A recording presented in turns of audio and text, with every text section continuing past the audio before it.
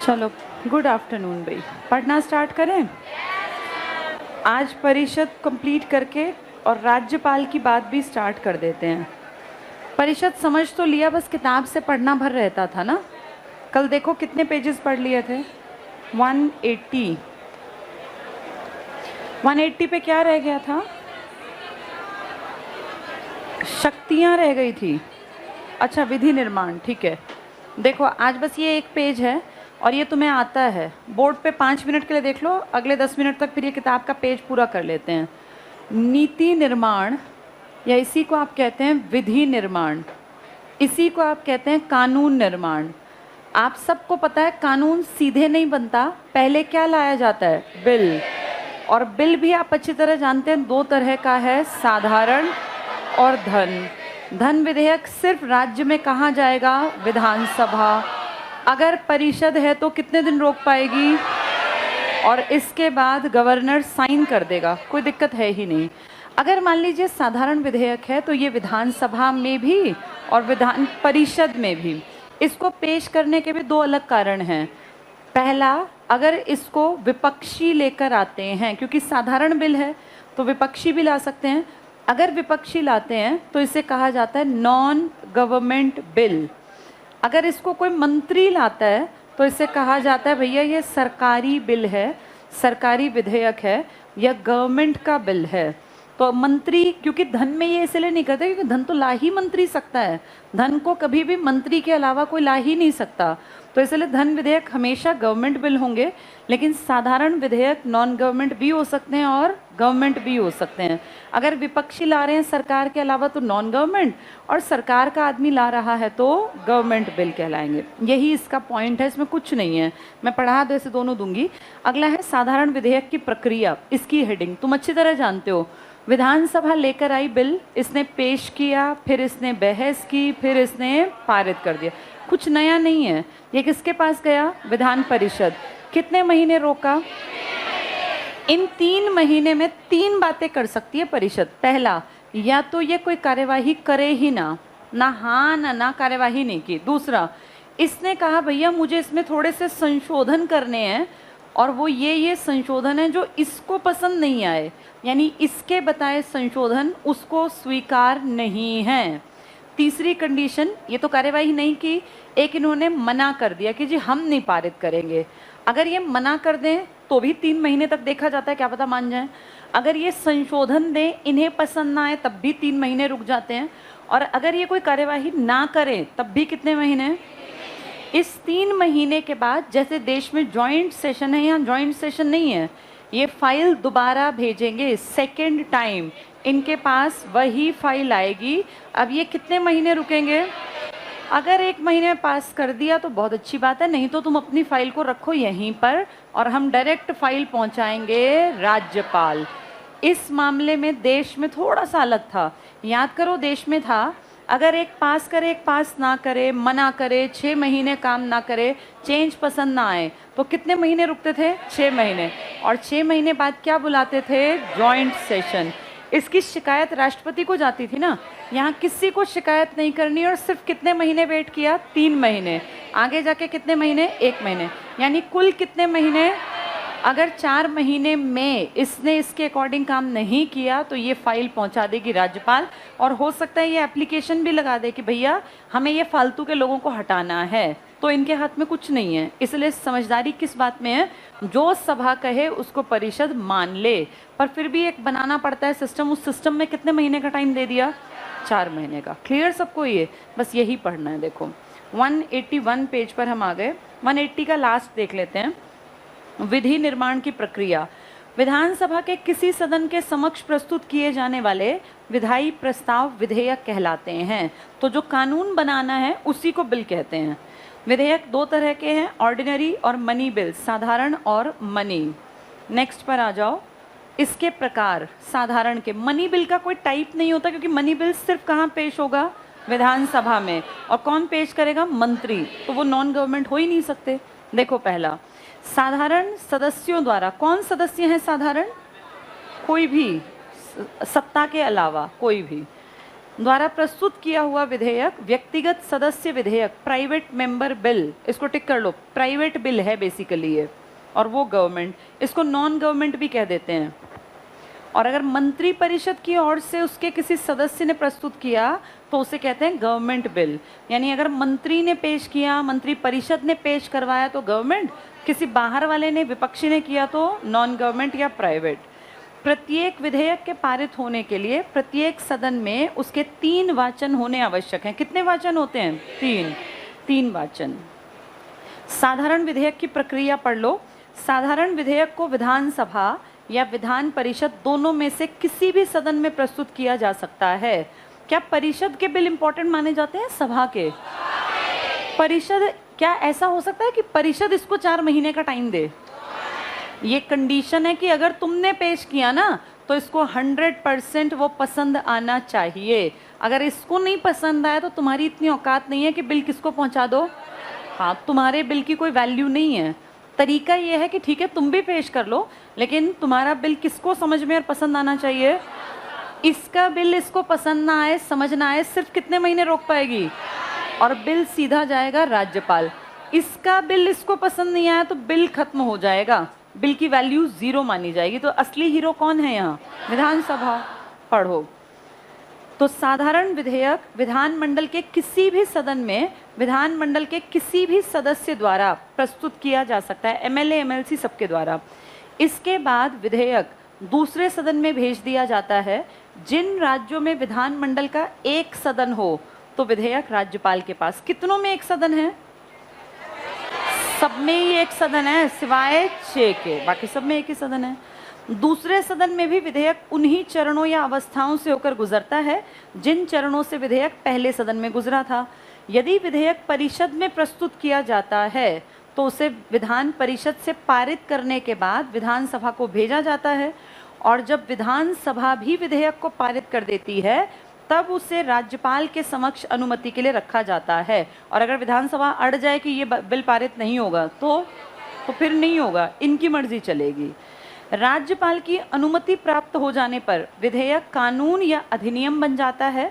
यदि विधेयक को विधानसभा अस्वीकार कर दे तो ये वहीं समाप्त। क्या परिषद के अस्वीकार करने से समाप्त हो गया था?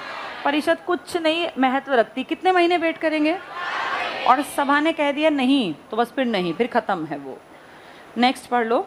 कोई साधारण विधेयक विधानसभा में प्रस्तुत किया जाता है तो उसे विधानसभा द्वारा पारित कर देने पर परिषद को भेजा जाता है। परिषद ने पारित कर दिया तो किसके पास गया? परिषद ने सबसे पहले परिषद लाई तो किसके पास गया? सभा।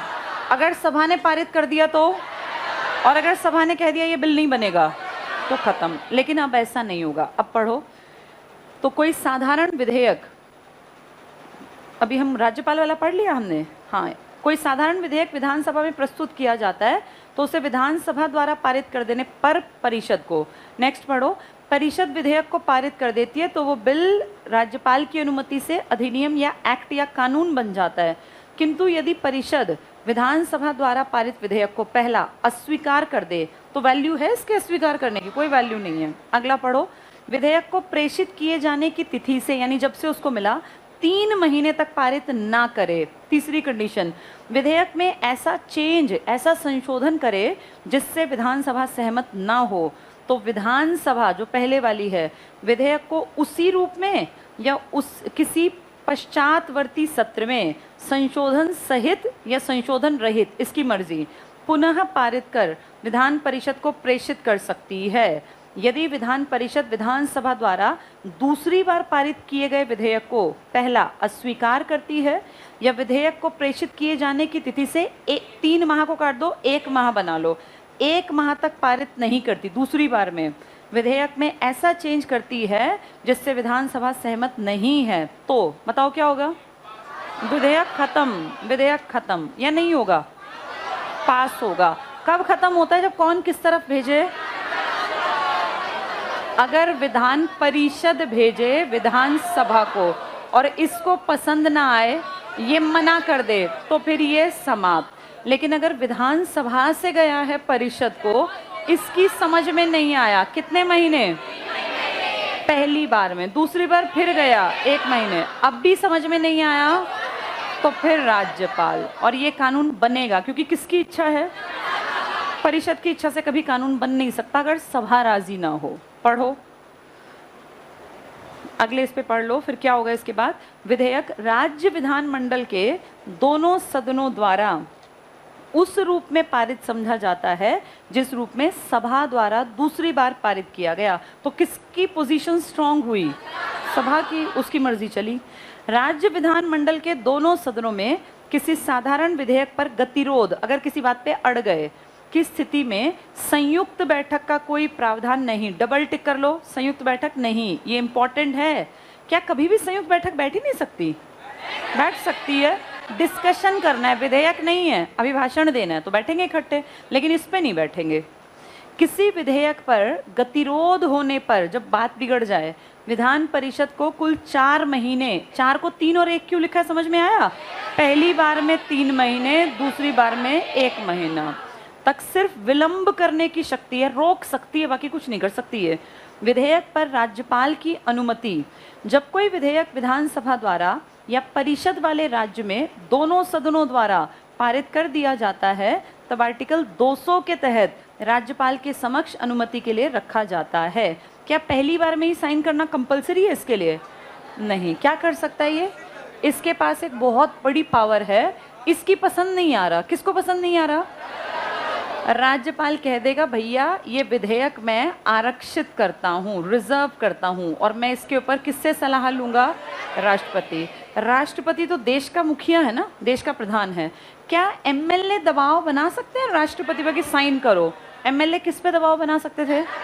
राज्यपाल ने पावर यूज़ की और कहा मेरे ऊपर दबाव मत बनाओ, मैंने किसके लिए आरक्षित कर दिया?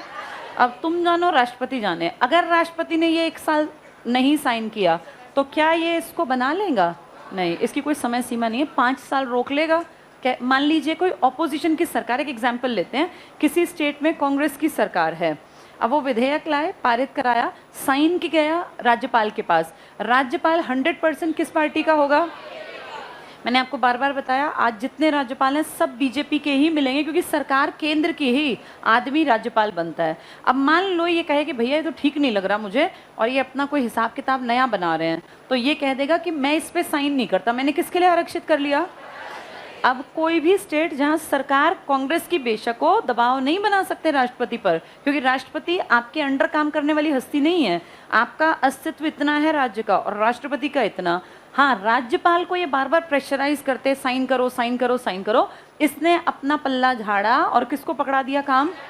अब राष्ट्रपति जाने, राष्ट्रपति भी तो कहीं ना कहीं इसी पार्टी का है, कह देगा रोक के रखो 4 साल, 4 साल बाद नए इलेक्शन होंगे, नई सरकार, देखा जाएगा। तो इस हिसाब से पावरफुल है राज्यपाल। क्या राष्ट्रपति अपनी जिम्मेदारी किसी दूसरे के सिर पे डाल सकता है? नहीं, राष्ट्रपति तो मजबूर है। कौन सी बार में? दूसरी बार में। उसको साइन करने ही करने। ये अपना साइन करने से बचने का बहाना है। किसके लिए आरक्षित कर दिया? राष्ट्रपति। लेकिन फिर ये मत सोचो कि ये बढ़िया है, इसके पास 3 पावर कम भी तो हैं। ये और ये एक ही आदमी है, एक पोजीशन पे समझ लो, लेकिन इसके पास ना तो सैन्य पावर, भाई 3 सेनाओं का प्रधान कमांडर राज्यपाल थोड़ी ना है। आर्मी, एयरफोर्स, नेवी का प्रधान कमांडर कौन है? राष्ट्रपति। एक पावर ज्यादा। दूसरी, जितने राजनयिक होते हैं, भाई एम्बेसडर है, हाई कमिश्नर है, वो राज्यपाल भेजता है या राष्ट्रपति? तो सोचो, दुनिया में इसको बुलाते हैं, राज्यपाल को कोई नहीं बुलाता। और तीसरी जो बहुत बड़ी है, मृत्यु दंड को माफ करने की पावर किसके पास है? इन 3 में राज्यपाल 0 है। देखने में आपको लगेगा ये ठीक है, अपने सिर का बोझ उठा के राष्ट्रपति के सिर पर डाल दिया कि मुझे नहीं पता, तू साइन करे कर ले। लेकिन फिर देखें तो पावर भी तो इसी के पास है ना, डिसीजन मेकर यही तो है। ये 3 शक्तियां राज्यपाल के पास नहीं है। जो किसके पास है? सैन्य शक्ति। और एक और बहुत बड़ी शक्ति, आपातकाल। ये भी देश में किसके पास है? फिर भी आप ये कहेंगे कि 356 में तो राष्ट्रपति थोड़ी आता है, काम कौन करता है? राज्यपाल। लेकिन इन 3 में तो अकेला राष्ट्रपति चमकता है ना। मृत्युदंड को माफ करना, राजनयिक, हाई कमिश्नर, एम्बेसडर्स बनाना और सेना का प्रधान कमांडर। तो इसलिए ज्यादा स्ट्रांग पोजीशन किसकी मानी गई है? तो ठीक है, जो घर का बड़ा है उसको जिम्मेदारी लेनी पड़ती है, इसलिए सारी जिम्मेदारी भी यही लेता है। इनकी कोई जिम्मेदारी ज्यादा खास है नहीं। पढ़ो आगे। तो क्या कह रहे हैं? राज्यपाल की अनुमति। हमने पढ़ा आर्टिकल 200 के तहत राज्यपाल के समक्ष अनुमति के लिए। अब देखो क्या कहता है, राज्यपाल को विधेयक के संबंध में क्या क्या शक्तियां? पहली, वो विधेयक पर अनुमति दे सकता है, ये अनुमति रोक सकता है। क्या रोक भी सकता है? बिल्कुल लिखा हुआ है। अगला, विधेयक को राष्ट्रपति के विचार के लिए आरक्षित कर सकता है। अगर उसने विधेयक को रोका है तो फिर तो प्रेशर आएगा कि सर दोबारा पास करो, लेकिन अगर उसने विधेयक को किसके पास पहुंचा दिया, फिर कोई प्रेशर नहीं डाल सकता। नेक्स्ट, विधेयक को सदन या सदनों को पुनर्विचार के लिए वापस भी कर सकता है, लेकिन पुनर्विचार के बाद जब दोबारा फाइल आती है ना, तो फिर इसको साइन करने पड़ते हैं, कंपलसरी है। आगे पढ़ो। किंतु जब राज्य विधानमंडल राज्यपाल द्वारा पुनर्विचार के लिए लौटाए गए विधेयक को दोबारा राज्यपाल की अनुमति के लिए भेजती है, तो राज्यपाल विधेयक पर अनुमति देने से इनकार नहीं कर सकता। क्या सेम बात राष्ट्रपति के साथ भी थी? बिल्कुल, उसको भी अनुमति देनी पड़ी, इसको भी। धन विधेयक पे आ जाओ। मैंने आपको बताया था 2 तरह के फंड्स सरकार रखती है, एक हर महीने का खर्चा करने वाले, कौन से? संचित, और एक अनजान एकदम से खर्चा, उसे कहते हैं आकस्मिक निधि। आकस्मिक निधि कौन सा आर्टिकल था ये? और ये हमारे जीएसटी, हमारा सारा टैक्स फाइन किस में जाता है? संचित निधि में। पढ़ो धन विधेयक। धन विधेयक का संबंध निम्न विषयों से है। पहला, कर लगाना, टैक्स धन में आएगा। समाप्त करना कर, कम करना कर को आज तक हमने तो देखे नहीं, कम भी होते हैं और समाप्त हमने सदा देखे, बढ़ते गए बढ़। आज तुम्हें पता चला इस पे भी जीएसटी आ गया ना? किस पे? कॉपी पे, किताब पे, कागज पे, प्रिंटर पे, इंक। पता चल गया? एक पेज की कीमत अब 6 रुपये रहेगी। एक पेज की फोटो कॉपी की कीमत अब 6 रुपये है। तुम देखो कितनी महंगाई बढ़ रही है। मुझे ध्यान है ये 25 पैसे, 50 पैसे, 1 रुपये तक भी चल गया था। अब एक पेज दोनों साइड करा लिया ना, तो कितने रुपए लगेंगे? तुम्हें कितनी जगह डॉक्यूमेंट करने, ये एक पेज है दोनों साइड वाला, 3 रुपये 3 रुपये। कितनी बार हमें कागजात नहीं जमा कराने होते, तो अब ये फोटो कॉपी भी तुम्हें कई 100 की पड़ा करेगी। मतलब कहीं 10 जगह अगर फॉर्म भर रहे हो, फोटो कॉपी अगर कहीं ले जानी पड़ जाए, तो वो एक पेज का एक साइड 3 रुपये का, पिछला साइड भी 3 रुपये का। और तुम सोचो फोटो कॉपी के कितने काम हैं, हर चीज़ महंगी कर दी। इंक महंगी हो गई, तो तुम्हें लगता है किताब सस्ती मिलेंगी? अब किताब भी महंगी होंगी। हर स्कूल की किताब बढ़ जाएंगी, कॉपी बढ़ जाएंगी, रजिस्टर बढ़ेंगे, स्टेशनरी पेन बढ़ेगा। फिर सोचो गरीब आदमी पढ़ेगा कहाँ से? वैसे विश्वगुरु बनाना है, वैसे हर चीज़ पे जीएसटी। और थोड़ा बहुत नहीं बढ़ाया, 28% जीएसटी। इससे बड़ा तो जीएसटी है भी नहीं ना। जैसे जो चीज़ मुफ्त बराबर होनी चाहिए, कॉपी किताब कि बच्चा पढ़ ले, उस पर भी टैक्स है अब। चलो आगे पढ़ो। क्या कहते हैं ये?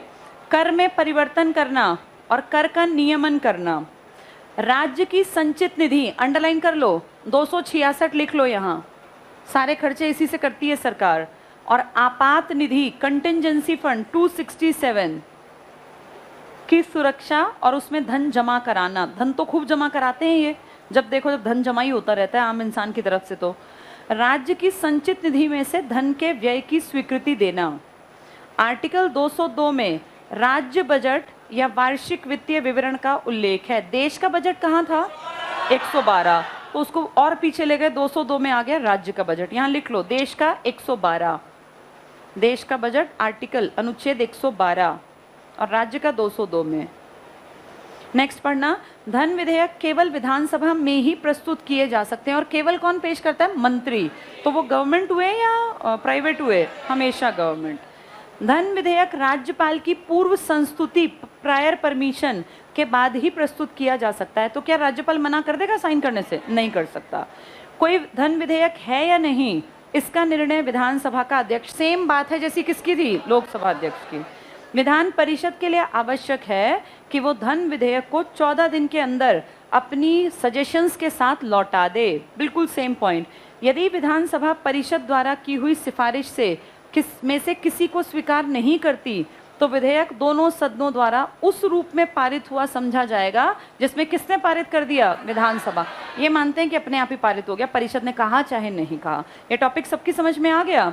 अब अगर पेपर में विधानसभा परिषद से क्वेश्चन आए तो तुम्हारा नंबर ना कटे, इस हद तक इसको तैयार कर लेना।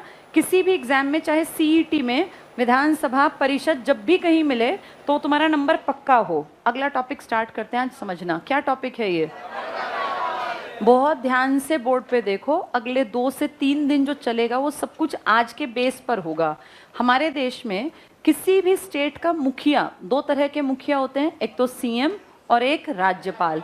अगर कहें सारी बड़ी नियुक्तियां कौन करता है तो राज्यपाल, लेकिन राज्यपाल को कुछ नहीं पता इस स्टेट में कौन इंटेलिजेंट है, कौन गड़बड़ करता है, कौन अच्छा, क्योंकि राज्यपाल हमेशा स्टेट से बाहर का आदमी बनता है। तो बाहरी आदमी को क्या पता तुम्हारे यहाँ पे कौन एक्सपर्ट है या तुम्हारे यहाँ कौन बढ़िया आदमी है, इसीलिए ये हर चीज़ में सलाह लेता है। किसकी सलाह?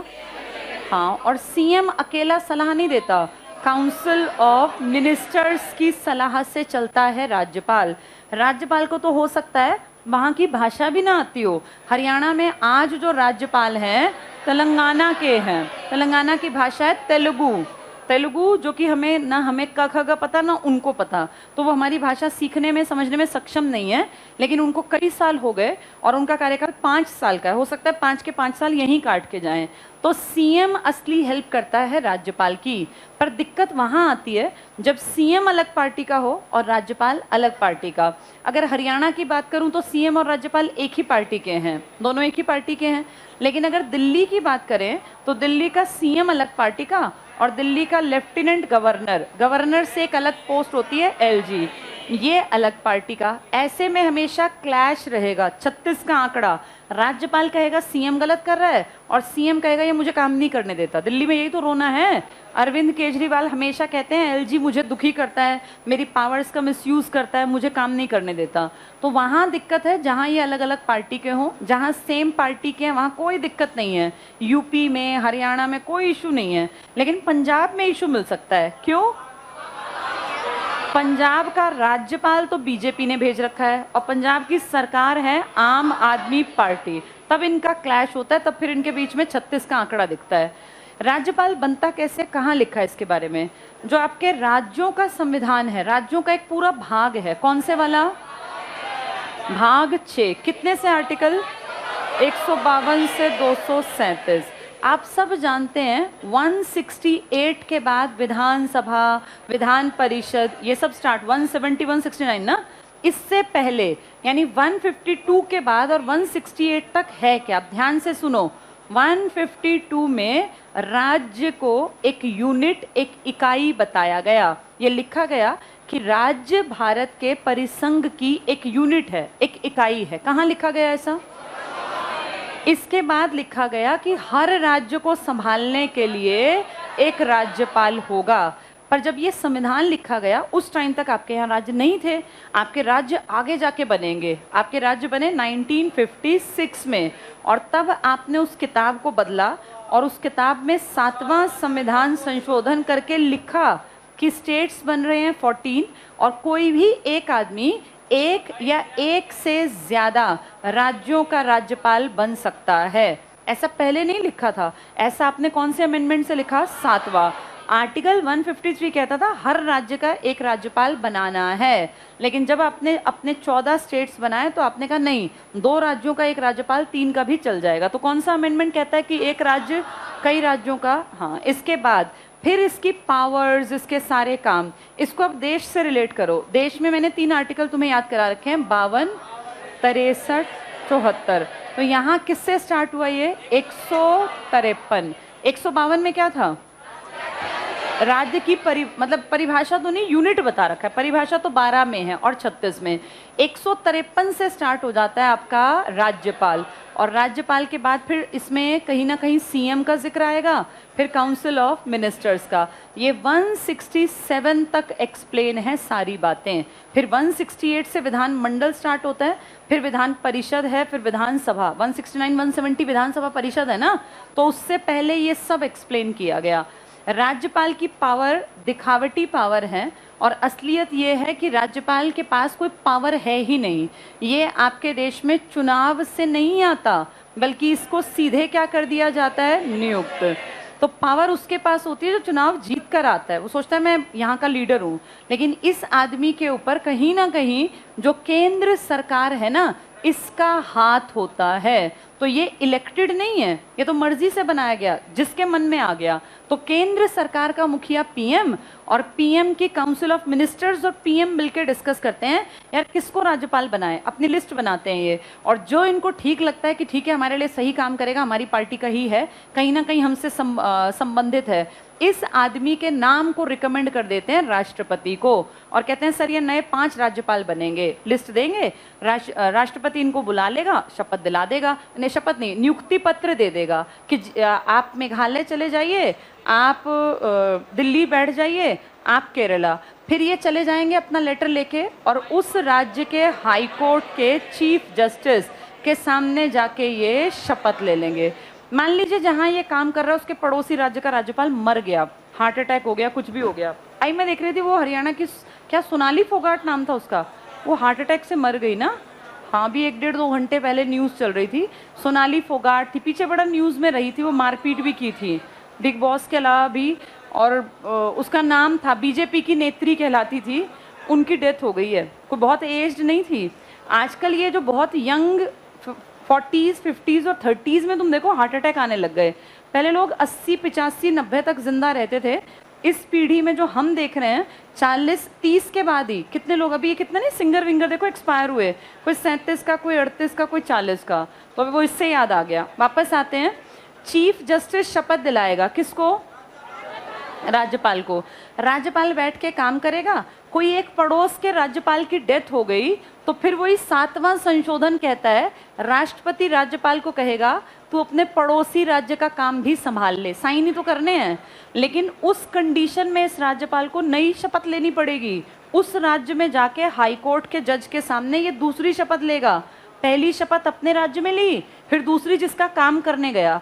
इन केस तीसरे वाला रिटायर हो गया, 5 साल हो गए उसको, हट गया वो, तो ये तीसरे की भी शपथ लेगा। हर स्टेट की राज्यपाल की शपथ अलग अलग होगी, चाहे वो काम इकट्ठे कर रहा हो। ये बात समझ में आ गई। इसकी कोई बहुत बड़ी जिम्मेदारी नहीं है और इसका मेन काम तो सोचो एक साइन है, इसके सिग्नेचर के बाद क्या बन जाता है, कानून। इसका सबसे इम्पोर्टेंट काम तो बस ये है, कानून बनाने में इसका साइन चाहिए।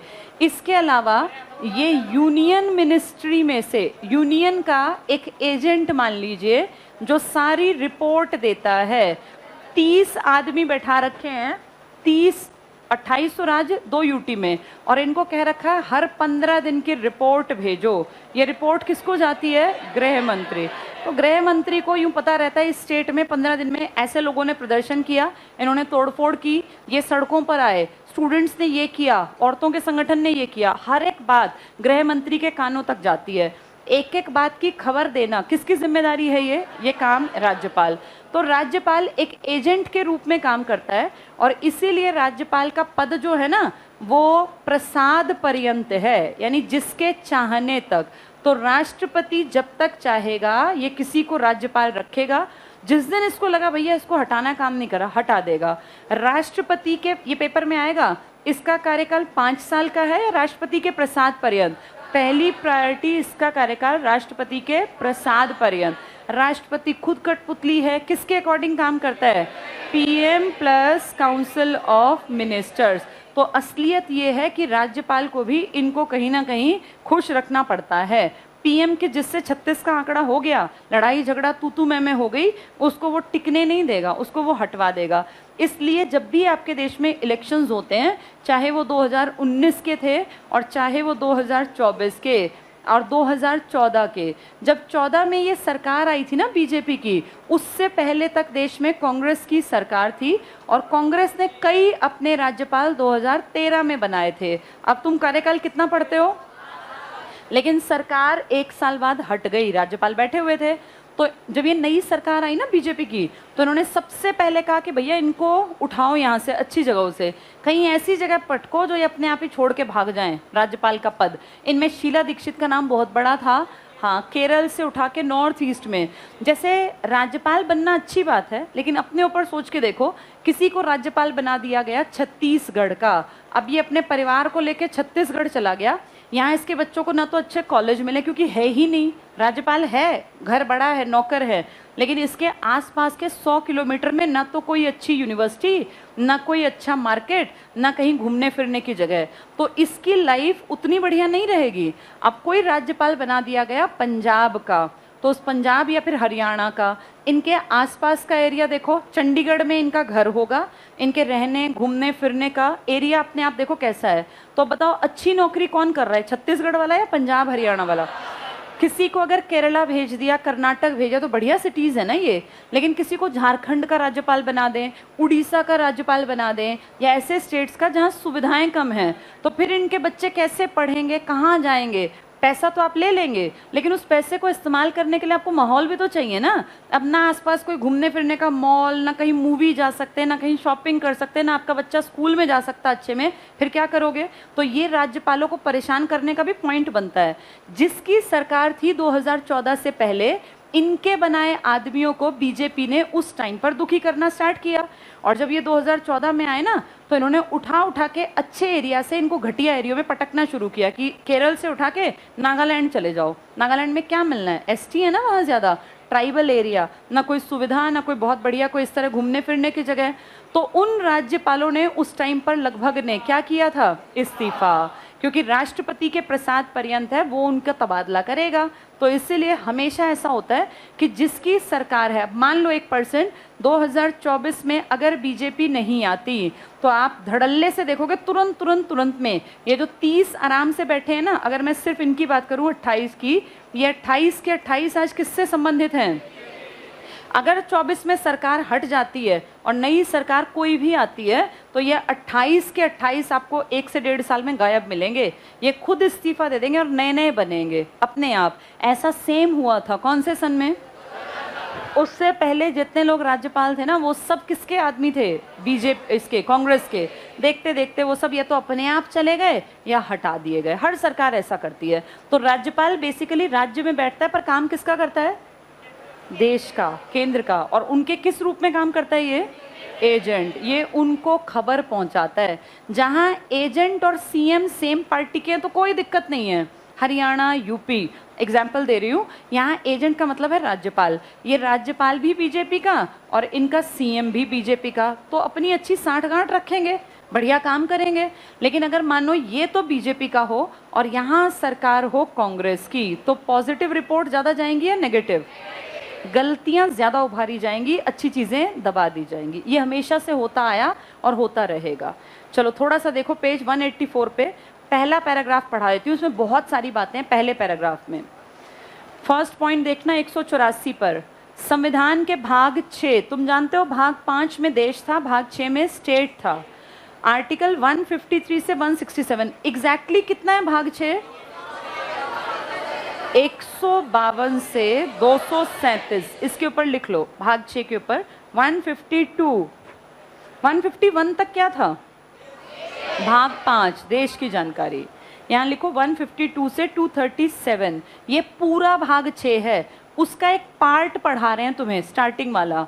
तो ये टिक करो, अनुच्छेद 153 से 167, इसमें कार्यपालिका है, इसमें गवर्नर आएगा, इसमें सीएम आएगा, काउंसिल ऑफ मिनिस्टर्स आएगी। 168 से क्या स्टार्ट हो जाता है फिर?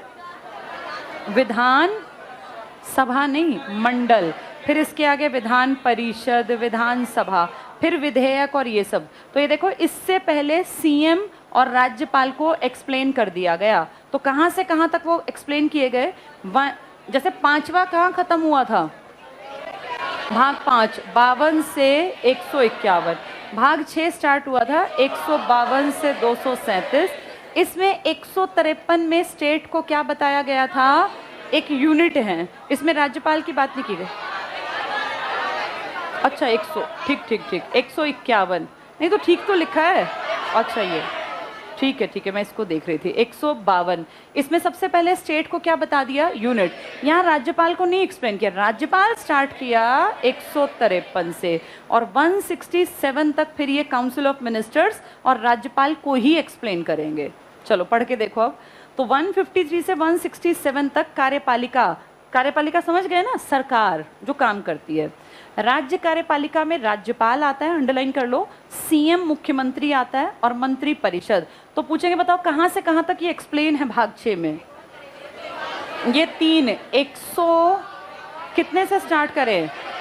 152 में तो राज्य की यूनिट बताई गई, 153 से स्टार्ट करके 167 तक इसमें सीएम सीओएम सब आ गया।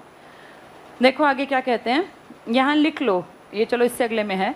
संविधान के भाग 6 को राज्यों का संविधान कहा गया। तो राज्यों को कौन सा आर्टिकल ज्यादा पढ़ने होते हैं, कहां से कहां तक के? 152 से 237। कौन सा भाग है ये? हाँ, वो राज्यों का अपना संविधान है, एक तरह से उनको उसकी डिटेल नॉलेज चाहिए। यहाँ लिख लो, जहाँ लिखा राज्यों का संविधान, इसके पास लिखो 152 से 237। ये हर राज्य को जबानी याद होता है इनमें क्या लिखा है, अगर पढ़े लिखे हो तो। 152 से 237 ये राज्यों का संविधान है। ये अलग है या हमारे ही संविधान का पार्ट है? हमारे संविधान है। एक भाई साहब अपना ऐसा इलाका बना के बैठे थे, अपना संविधान भी अलग बनवाया था। कौन थे वो? कश्मीर।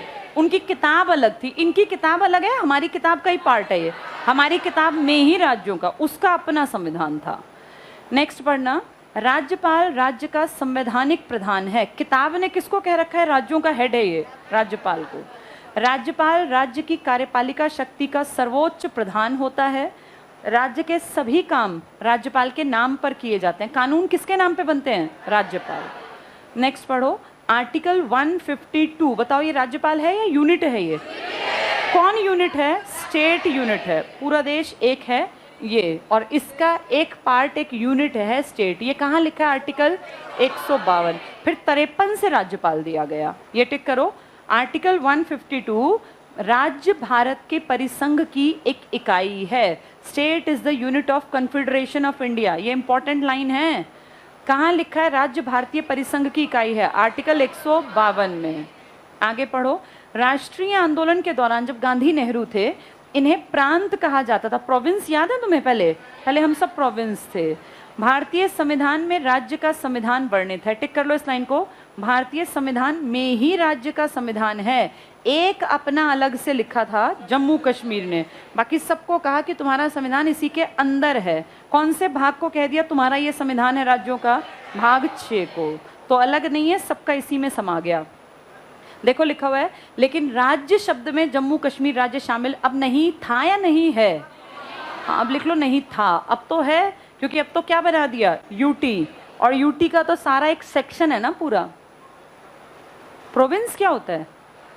जिसको आज राज्य कहते हो ना, एक टाइम पर यही प्रोविंस थे, देशी रियासतें। जब भारत आज़ाद हुआ तो अंग्रेज भारत में 2 तरह का हिस्सा छोड़ के गए थे। एक था अंग्रेज, जहां अंग्रेज रेजिडेंट या अंग्रेज मुखिया बैठते थे, ये मान लो। और दूसरा था जिनको अंग्रेज़ों ने छूट दे रखी थी कि यहाँ राजा साहब काम करेंगे, पर राजा साहब हमें टैक्स भेजेंगे। तो अंग्रेज बहुत चालाक थे, इंडियंस को ये भी फील कराया कि तुम्हारे ही तो राजा, तुम पे राज कर रहे हैं, हम क्या है, हम तो थोड़े से हिस्सों में बैठे हैं। लेकिन जितने ये राजा थे जो इस प्रांत के राजा थे, जैसे एक तो था ब्रिटिश भारत, और एक थी देसी रियासतें। देसी रियासतें, इन्हीं को प्रोविंस कहा जाता था। इन सब में राजा, मान लो ये वाला कलर है, राजा बैठे हैं, लेकिन राजा डरपोक और दब्बू थे और अपनी पॉलिसी हमेशा किससे पूछ के बनाते थे? ब्रिटिशर्स। राजा टैक्स इकट्ठा करता जनता से और उसका एक बड़ा हिस्सा किसको देता? ब्रिटिशर्स को। अपने पास छोटा हिस्सा रखता। फिर राजा को क्या फ़ायदा था? राजा कम से कम अपने नॉलेज में राजा था और उसे लगता था मेरा रिहाइश का तरीका, महल में मैं रहता हूँ, महंगे महंगे मैं कपड़े और जेवरात पहनता हूँ, मैं राजा ही तो हूँ। तो वो इस चक्कर में कि मैं राजा हूँ, अपनी रियासत को चलाता जा रहा था। और ये बहुत ज़्यादा थे। कितने थे? 565। जब अंग्रेज गए तो ये तो इंडिया बन गया, इसको दिक्कत नहीं थी। पर ये 565 को अंग्रेज जाते जाते आग में घी डाल गए कि मन करे तो इंडिया बनना, ना मन करे पाकिस्तान, और ना मन करे तो इंडिपेंडेंट देश बन जाना। इसी चक्कर में हमारे सिर पे बैठने की कोशिश जम्मू कश्मीर ने, हैदराबाद ने और जूनागढ़ ने की। इन सब का जवाब दिया था सरदार पटेल ने। जूनागढ़ में तो जनता से पूछ लिया, ऑपरेशन चलाया, इनकी किस्मत इतनी खराब थी कि इनके ऊपर पाकिस्तान ने कब्जा करने की और इनका हिस्सा हड़पने के, बड़ा हिस्सा हड़प भी लिया। उसके बाद ये खुद आए कि हमें इंडिया बना दो। तो ये जो ब्रिटिश भारत के अलावा देसी रियासतें थी ना, ये प्रिंसली स्टेट्स कहलाती थी। प्रिंसली स्टेट, तो प्रोविंस मतलब प्रांत है। जैसे पुराने टाइम में सूबा नहीं था, सूबा, ऐसे प्रांत थे ये। चलो पढ़ेंगे अब। आज के स्टेट ही प्रांत मान लो, उस टाइम के बस नाम दे रखा है, एक यूनिट है ये। पढ़ के देखो क्या कहते हैं अभी ये। तो राष्ट्रीय आंदोलन के दौरान इन्हें क्या कहा जाता था? प्रांत, प्रांत या प्रोविंस। भारतीय संविधान में ही राज्य का संविधान वर्णित है, तो हमने पढ़ लिया। लेकिन राज्य शब्द में कौन सा स्टेट नहीं आता था? जम्मू कश्मीर। अब भी नहीं आता, अब क्या बना दिया? अब यूटी में आ गया, तो राज्य में अलग से लिखने की जरूरत ही नहीं है। आर्टिकल 153, अब क्या स्टार्ट होगा? राज्यपाल। कौन से भाग का पार्ट है ये 153? 6 का। 6 की शुरुआत कितने से है? 152, लेकिन वो 52 स्टेट को यूनिट बताता है, फिर राज्यपाल का जिक्र करता है। ये अंडरलाइन कर लो। आर्टिकल 153 कहता है प्रत्येक राज्य के लिए एक गवर्नर या राज्यपाल होगा। ये बात कब नकार दी गई? जब स्टेट बने। स्टेट कब बने? 1956। कौन से अमेंडमेंट से? 7वां। आपने इस किताब में बदलाव किया, इसमें लिखा हुआ था आर्टिकल 153 में कि हर राज्य का राज्यपाल होगा। फिर आपने 56 में जब कितने स्टेट्स बनाए थे? 14। मैंने तुम्हें एक दिन ये ट्रिक बताई थी, अगर तुम्हें याद हो, ए बी ऐसे बताया था ना कैसे याद करना है। तो जब ये स्टेट बने ना, तब स्टेट के साथ लिख दिया कि जरूरी नहीं है एक राज्य का राज्यपाल। जैसा किस आर्टिकल में लिखा था? 153। ये कह दिया एक आदमी 2 या 2 से अधिक का भी राज्यपाल बन सकता है। तो शपथ एक की लेगा या सारों की लेनी पड़ेगी? सारों की लेनी पड़ेगी। पढ़ के देखो अब। आर्टिकल 153 कहता है प्रत्येक राज्य के लिए एक राज्यपाल होगा। ये पुरानी बात थी, अंडरलाइन रखना। 7वां संविधान संशोधन 1956, इससे क्या बने हैं इंडिया में?